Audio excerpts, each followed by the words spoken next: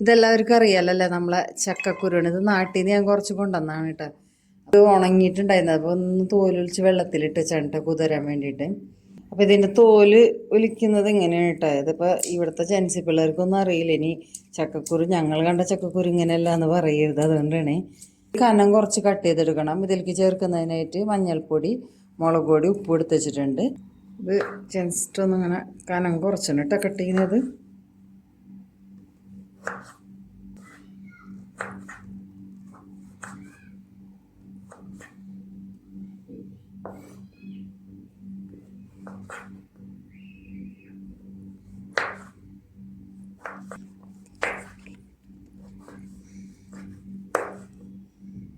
ചക്കക്കുരു കട്ട് ചെയ്ത് കൊണ്ടുവന്നിട്ടുണ്ട് കേട്ടോ. കനം കുറച്ചാണ് കട്ട് ചെയ്തിരിക്കുന്നുണ്ട്. ഇത്ര കനത്തിലാണ് കട്ട് ചെയ്യുന്നത് കേട്ടോ. ഇതിൻ്റെ അകത്തേക്ക് നമുക്ക് 1 ടീസ്പൂണ് മുളക് പൊടി ഇട്ട് കൊടുക്കാം. 1/2 ടീസ്പൂണ് മഞ്ഞൾപ്പൊടി, 1/2 ടീസ്പൂൺ ഉപ്പ് ഇട്ട് കൊടുക്കുന്നുണ്ട്. ഇനി ഇതിൻ്റെ അകത്തേക്ക് കുറച്ച് കറിവേപ്പിലയും കൂടി ഇട്ട് കൊടുക്കാം. 2-3 അല്ലി വെളുത്തുള്ളി തോലോടുകൂടി ചതച്ചിട്ട് ഒന്ന് ഇട്ട് കൊടുക്കുന്നുണ്ട്. ഗ്യാസ് ഒന്നും ഇല്ലാതിരിക്കാൻ വേണ്ടിയിട്ടാണ് കേട്ടോ. ഇനി നമുക്കൊന്ന് മിക്സ് ചെയ്ത് കൊടുക്കാം.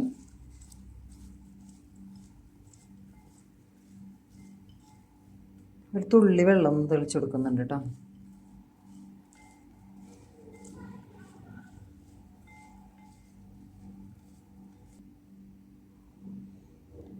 കുറച്ചും കൂടി വെള്ളം ഒഴിച്ച് കൊടുക്കുന്നുണ്ട്. ഇതിലൊന്ന് വെള്ളത്തിൻ്റെ ഉണ്ടായിക്കോട്ടെ.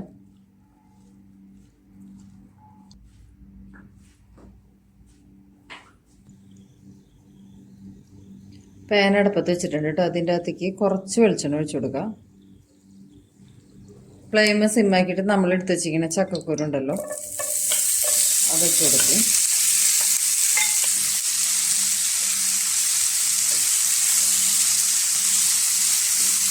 രണ്ട് ടീസ്പൂണ് വെള്ളം അതിൻ്റെ അകത്ത് ഒഴിച്ച് കൊടുക്കുന്നുണ്ട്. അപ്പോൾ ചക്കക്കുരു ഒന്ന് വേവാൻ വേണ്ടിയിട്ടിട്ട് ഇത് തുള്ളി വെള്ളം ഒഴിച്ചത്. ഇനി ഒന്ന് മൂടി വെക്കാം കേട്ടോ. നമുക്ക് മൂടി തുറന്ന് നോക്കട്ടെ വെള്ളമൊക്കെ വറ്റിയിട്ടുണ്ടോയെന്ന്. വെള്ളമൊക്കെ വറ്റിയിട്ടുണ്ട്. ഇനി ഇതിൻ്റെ അകത്തേക്ക് കുറച്ചും കൂടി വെളിച്ചെണ്ണ ഒഴിച്ചു കൊടുക്കാം കേട്ടോ. ഒന്ന് നമുക്ക് ഫ്രൈ ആക്കി എടുക്കാൻ വേണ്ടിയിട്ടുണ്ട് കേട്ടോ.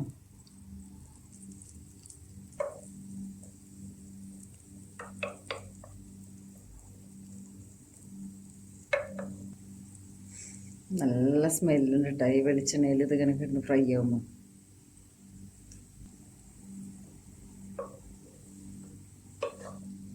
ഇടയ്ക്കൊന്ന് നമുക്ക് ഇളക്കി കൊടുക്കാം കേട്ടോ. 2 വശവും ഫ്രൈ ആവണമല്ലോ.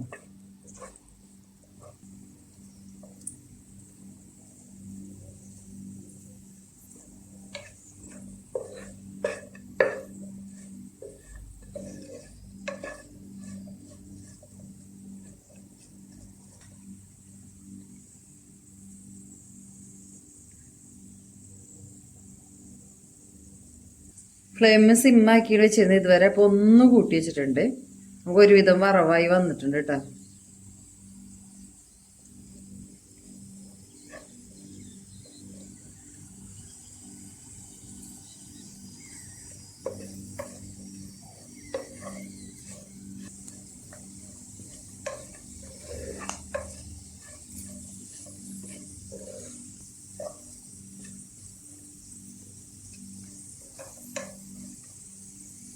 ഫ്രൈ ആയിട്ടുണ്ട് കേട്ടോ. അപ്പോൾ നമുക്ക് ഫ്ലെയിം ഓഫ് ചെയ്യേ.